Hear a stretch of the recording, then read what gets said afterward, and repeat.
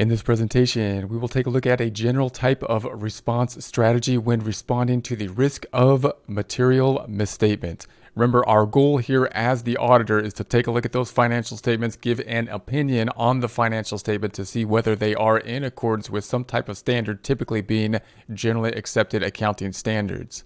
Therefore, we are looking for those items that are going to be material misstatements, material deviations from generally accepted accounting standards, and we want to think about the thought process of responding to the risk of those material misstatements. Here's a flow chart that we'll go through that we can actually visualize basically the thought process as we think through a material misstatement. So we're going to assess the risk of material misstatement at the financial statement and assertion level. So we have a risk of a material misstatement. We're going to check them that at the financial statement level as well as the assertion level. We're going to start with the financial statement level because if there's risk, if we look at this risk and we say that this is something that can have an effect on the financial statements as a whole, our end goal, if we're saying that there's going to be a material misstatement or there's a substantial risk of material misstatement at the financial statement level, then we could take a look at it at that level because that is our objective to give it an opinion on whether or not the financial statements are free of material misstatements.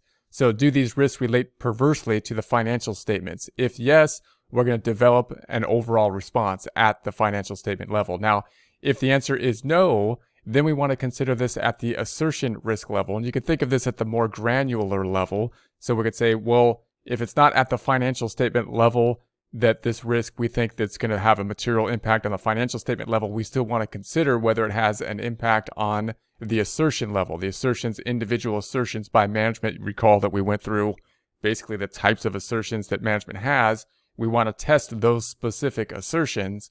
And even though some type of misstatement may not be something that we're going to say, hey, this has a material impact directly on the financial statement level, we still want to consider whether it has an impact on the assertion level, because we're going to set a misstatement threshold or a tolerable misstatement threshold per assertion.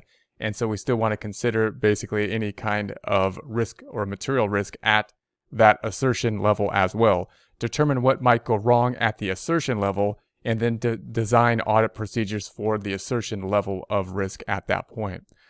Auditor's response to the risk assessment. Auditor may do the following to respond to financial statement level risk. So the financial statement level risks, this could be the response of the auditor. Assign personnel with more experience or specialized knowledge. So if we see a risk, financial statement level risk, what can we do about it?